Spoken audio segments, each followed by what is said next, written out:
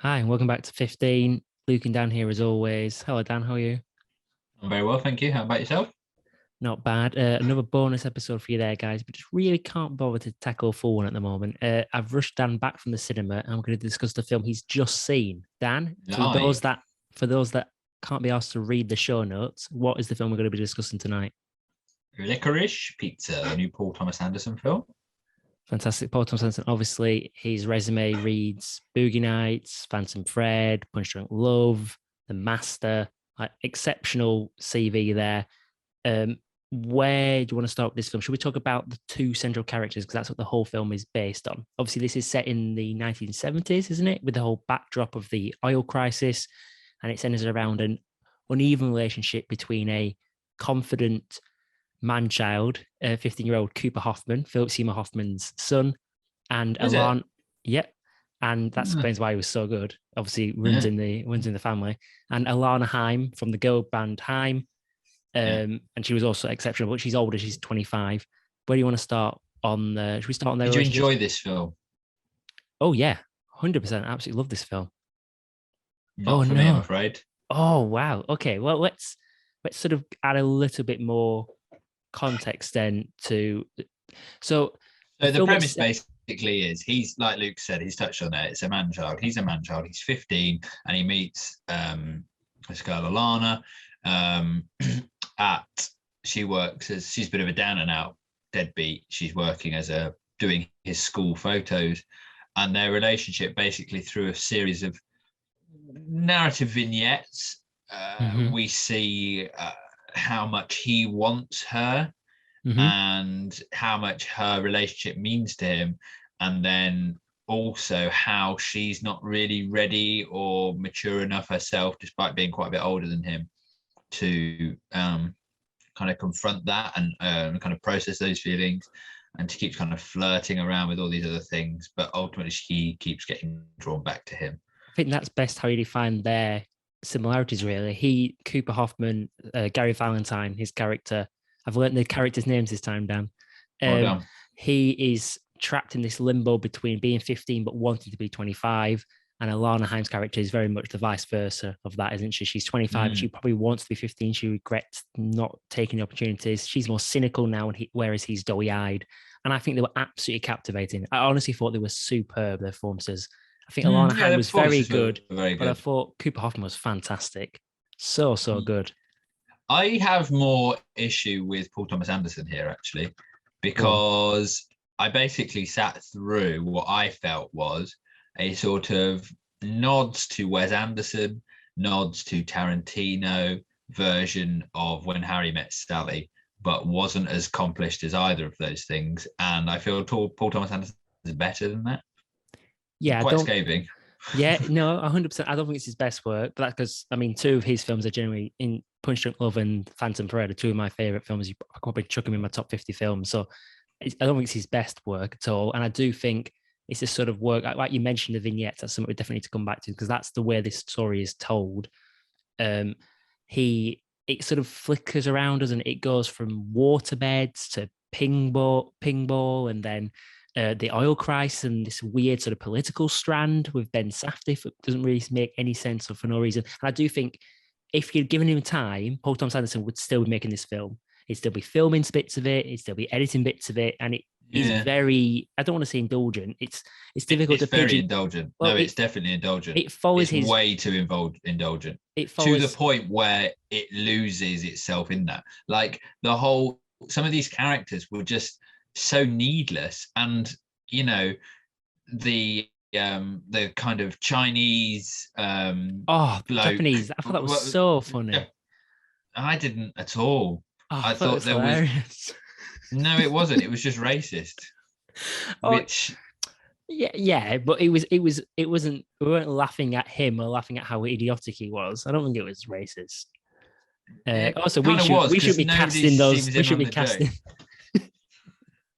We've definitely treaded too close to that line. We Let's talk definitely about. So have, you but mentioned about cameos there. Let's talk about some of the cameos. I oh, the Bradley I Cooper one was terrible. thought amazing. I thought it's No, fantastic. so This annoying. That was the weakest part of the wide-eyed, film for me. that sort of No, it wide-eyed, just what was wired the point of character. that? It was annoying. It didn't what did it show? That was the worst part, because it just was so uncommitted, and really kind of the storyline just didn't make sense. Like, it was just annoying. Yeah, of course. Oh, and I get the whole, what you're going to reply to that is, it's kind of a juvenile incident where they basically, Bradley Cooper's a bit fucking intense and weird and rude to these characters who go in and they basically trash his house and then they trash his car. But on the way, he kind of, unbeknownst to himself rather, gets back involved with them as they go to get some petrol. And I just thought it was so like, this adds nothing. It just was weird. Bradley Cooper's character, really, I didn't enjoy. He was just annoying and silly and really stereotyped. I felt the whole point of, I think it ties into the backdrop of the oil crisis. It just sort of shows the strangeness of the world. Like, the world's difficult to contextualize and you're sort of falling through it. And that also, I love the running motif that also plays into this sort of, not juvenile, but like I said, I mentioned it before, like, though we had this optimistic view of the world, but like when you're younger, you just, when you were, one sec, I'm just finishing. Scene. When you were younger, you just run and you just run and run. And because it's just, why wouldn't you? If you're given the options of run or walking, I'd just run all the time. It's way more fun. And that's kind of what this film is. You're meant to feel this film, where the film wash over you. I don't think you need to focus too much on, maybe if you don't like characters, fair enough. But you don't need to focus too much on plot and narrative. It's just meant to be an experience. No, I don't think so at all. I'm sorry. I don't think this film added any context. I don't think the film needed the context of the oil crisis at all. I also have major issues with the fact I don't think any of the peripheral characters had any depth. I don't really think the main characters, whilst they were very well performed, I don't think they had anything to them at all, really. They were just very flat. And I think we wasted a lot of time on these sort of, especially on, it was a huge section of her rolling down a hill in a lorry. Like, well done, she can drive. Like, it didn't add anything to me. And they were both really annoying. He was annoying, Gary Valentine being this little kid, and I kind of take issue off that with them all being kids. I don't think it added anything, and except for a discussion about juvenility. But I think you could have. It really kind of. I found it really hard to process. Maybe I just didn't get this film, but I found it really hard to process that they're supposed to be at school, and yet he's running all these sort of gigs as a sort of Del Boy character. His mum, their parents at no point step in. It felt the kind of, it just didn't work for me. And go back on context, to flip-flop around in my own thoughts, that was where it kind of felt Tarantino-esque, in that Once Upon a Time in Hollywood, right? It sets itself very much in a world, and you see little characters, you see little nods to history, you see the Mansons, you see Steve McQueen, and these characters add context to the world, but they're done quite confidently. Whereas this felt he was sort of trying to position himself as normal a way as possible, but in this world, and it was kind of indulgent. It just didn't work for me at all. So I felt quite bored. I preferred those broad strokes that we see in this rather than Tarantino's. I don't prefer it to Once Upon a Time in Hollywood, but I quite like the broad strokes. Going back to what you were saying earlier, what I wanted to jump in on was this story of, I think this is a film like you make of it what you want to. Right, at one point, the main part of this entire film is when Alana is sat, I think, with her sister. It is, and she goes in the manner that she does, which I found fantastic the whole way through. This acerbic manner she has, which is, do you think it's weird that I hang around with a 15-year-old and all his friends, and whoever they're talking to just basically says, well, it's whatever you make of it, and something to that effect. And that's kind of what the point of this film is. Depending on your viewpoint, you might think this is a bit of a perverse relationship. You might think it's heartfelt, but I always found myself relatively in between that, and I think that's okay. I think you can still enjoy the film, and I quite like that. I wanted to jump back to cameos, by the way, because I did want to give some shout outs. I thought Tom Waits as Sean Penn's mate, the one in the pub with the gruffly voice, you have to get everyone together. I thought he was fantastic. I was laughing my head off at him. I thought it was so funny. And then the agent, I had to write down her name because I didn't know it. Was Harriet Sanson Harris. Yeah, she was fantastic. Yeah, she was good. I did enjoy her. Yeah, this film you're a dog. You're a dog. This film felt like it went in so many directions and didn't deliver. I don't know, maybe I'm a bit of a stickler for sort of linear, and I do enjoy that sort of thing, but this sort of wishy-washy, in as much as that's what I was talking about when Harry Met Sally, because when Harry Met Sally does sort of major vignettes throughout their life, and the peaks and troughs relative at each different stage in their life, and throughout each other, their relationship pulls them back together. So but by the end of the film, we kind of understand why they should be together. Whereas this, it didn't, he didn't age. He was always 15. So it felt very sort of brief and snapshot. This Del Boy character, whilst really interesting, he could have been older, and it could have been a more kind of traditional relationship. And you might argue then that that's a less interesting film, but isn't the film more about, well, I suppose maybe that's the thing. Maybe I have missed it, but I've kind of got drawn from that film that it was about them two and their relationship and their, he was much more mature than she was, but do we need him to be 15 for that to still be true? Could he not just be 25 and be a Del Boy character? Talking about directions this film was pulled in, one I'd like to have been pulled in further, and then we're going to get you onto your comfort zone here, so maybe you can start to lecture about some parts of this film, is his child actor stuff. Because obviously a big part of it, I agree with something you massively said, which is the fact that he stayed 15, which felt weird. But clearly during this film, he was outgrowing being a child actor. And so that's why he's moving his entrepreneurship. And we never really focused on this change. And it felt like a big part of him. And we saw him do auditions and he wasn't very good, but he was enthusiastic. And we didn't really go down into his psyche, which I would like to be more, because I think Cooper Hoffman had enough about his performance to really go into that depth. I do too. Yeah, he was. It was, both of them were very commanding. I'm not criticizing them. It's more from a screenplay point of view. Another thing on that acting thing, when she went for her interview, when she meets Sean Penn's character, where did that whole kind of thing go? It felt just, I don't know, it just didn't feel complete. It didn't feel complete. She never got the part, did she? And maybe that's the point of it, but you need to, I felt like you need to explore that more, because then the next thing they're selling these water beds, and the kind of water beds thing felt very indulgent in itself. I did get fed up with the water beds. I agree with that. I was like, well, we spent 45 minutes on water beds, and I'm like, let's keep moving here. But I will agree with you. And then the next thing we're on pinballs. I like that scene where she started to work.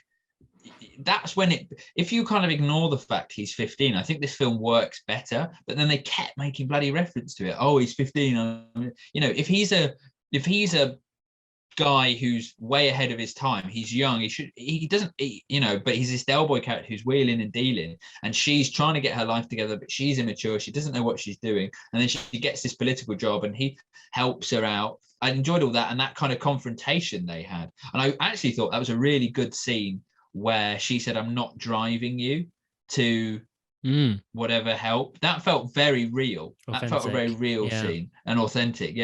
But I really struggled with it, and I found myself getting quite bored and restless in the cinema. And at 2 hours, then that suddenly it becomes a very long 2 hours. It did feel like a long 2 hours. I do agree with you there. What do you think about the whole idea of the take on first love? Because I don't think it offered too much extra to the genre. And I guess if you had to pigeonhole this, you'd say it's a coming of age film. It's difficult. Yes. Guess that's where it is. But I did quite enjoy their take on first love, especially from his angle. You got it a lot more.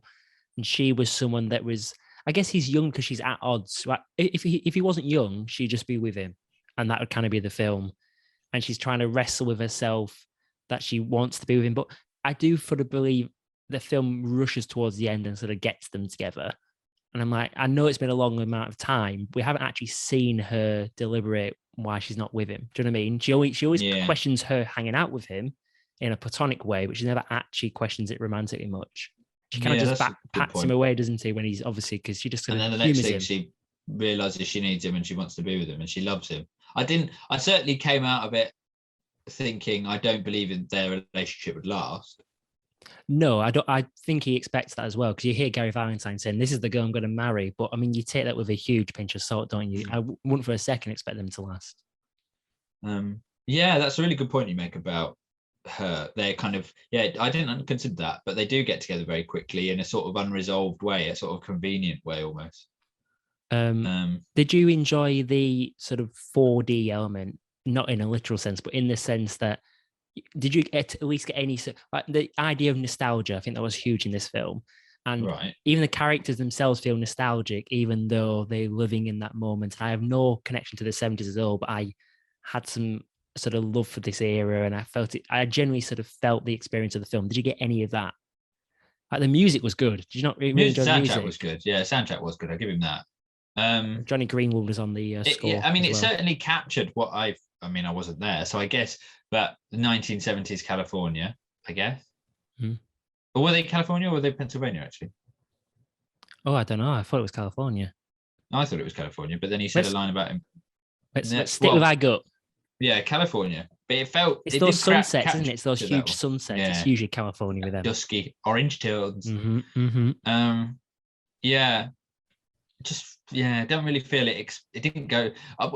For me, the best part, actually, the I think we most said the same sincere thing. part. Oh no, we're not. Oh, I was going to say well, apart from that woman, the casting scene was the beginning and the end. I really enjoyed the beginning.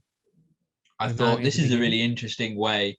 So she's walking down the line and he's walking up the Oh line of getting yes. the photo. And I thought that's a really interesting way of them meeting and kind of that snapshot encounter. And I thought, okay, where's this going to go? You know, he's a kind of very charming, older, younger guy, and she's sort of not sure about where she's going. But I think it needed to mature from that point, and it stayed at that point for me. And I think I don't quite buy into that.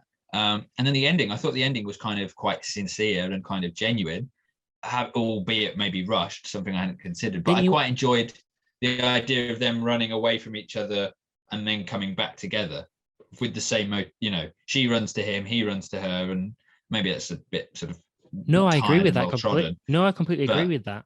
But didn't you not want it to finish a free? It then had a couple of extra weird scenes where there's no need for them to go back to the pinball arcade. Yeah, I didn't like it where he and then stood up and she says, "I love you," as they're holding hands. That felt well weird. That bit didn't like that. But I mean, you touched on the start there. How accomplished was the cinematography at the start?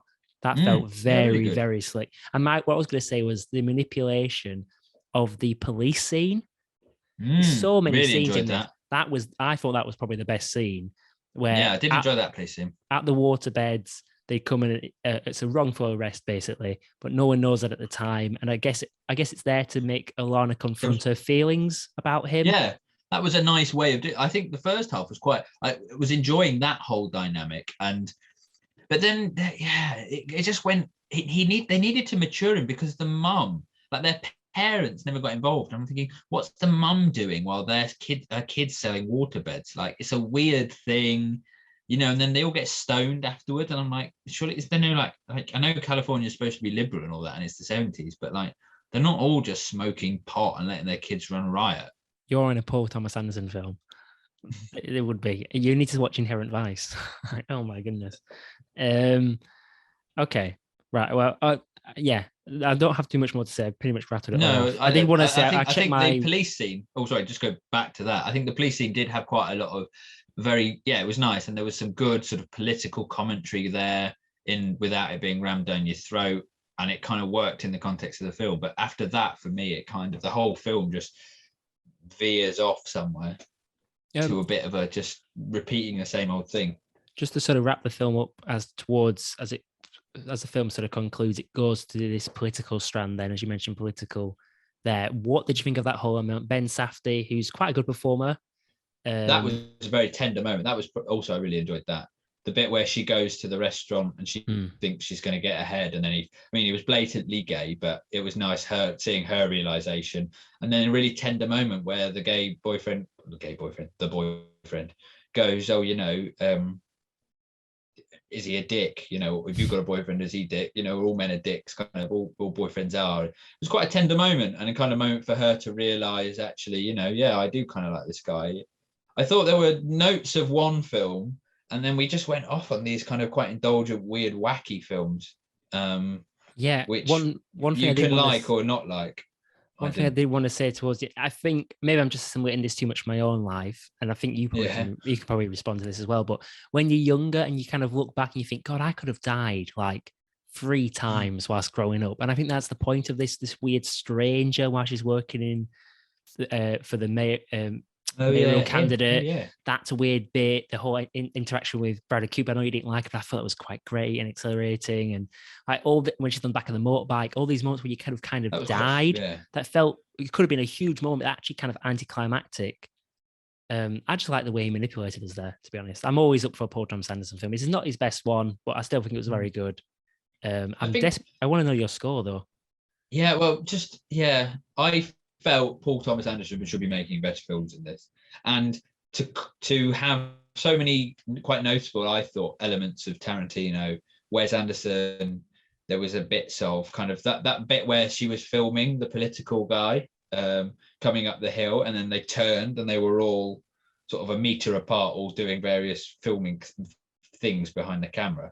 I liked it, don't get me wrong, but it felt, and I just think he should be, his style, he's, you pay homage to the dead, or you kind of recreate, you don't just sort of parody. Not that he was parodying, but you know what I mean, you don't just copy.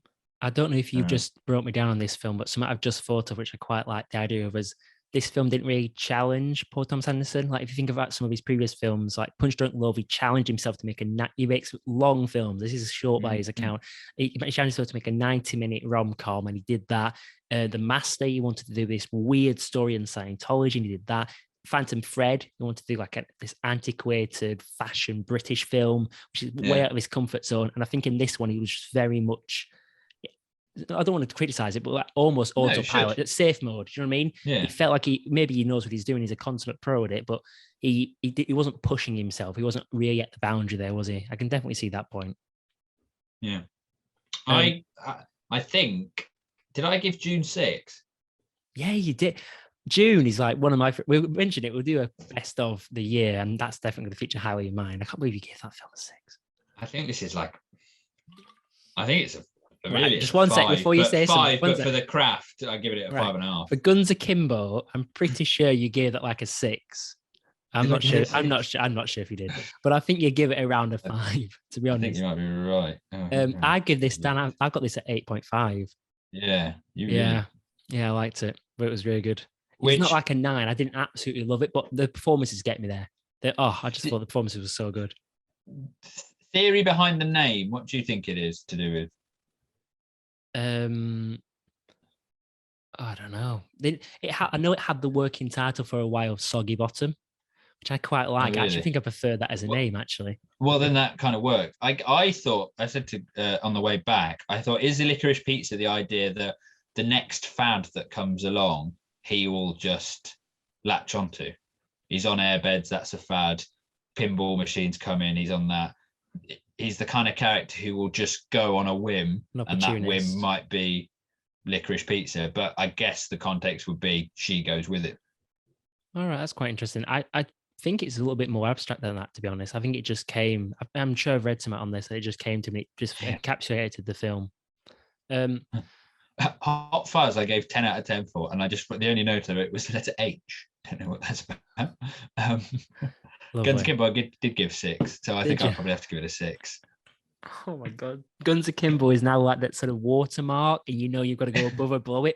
But that's like we'll call it the Guns Akimbo line, and like anything below it is bad, and anything above it is good. It's not even a good film. It should not even be given the accolade, Guns Akimbo. It was I think I give it a 4 or 4.5 maybe. That's a crap. Roger Ebert. What did Roger Ebert use to base his highly prestigious score? Guns Akimbo. And he couldn't say that towards the end, could he? Freud was ravaged with cancer. He couldn't do that either. Yeah. Anyway. The chemo, he was so weak. Horrific. Okay, Dan. Well, have you got anything on the horizon for your next cinema trip? Have you got any that you I tell you what, I'm off to watch Titan. I call it Titan, but it's French, and it's the one that won at Cannes. French sort of weird horror film. The one that the director of Raw. It's her. Should be Titan at Cannes. The director of Raw, it's her next film, and it looks fantastic. So I'm watching that next week. Actually. Boiling Point, maybe try and pick that up. No, I won't bother. Disappointing. Off the ball. Not much point. Lovely. Not much boiling point. Very good. Okay, Dan. Thanks. Go and have a nice evening. And just bye for now. It's a goodbye from him. Say it. And it's goodbye from me. Goodbye.